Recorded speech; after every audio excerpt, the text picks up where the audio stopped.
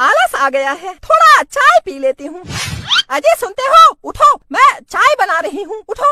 हाँ तो जा बना, मैं तेरे चाय बनाने वाले बर्तन में सोया हूँ जो उठूं। उठो, हट यहाँ से, सोने दे, एक तो नींद आ रही है, सोने नहीं देती।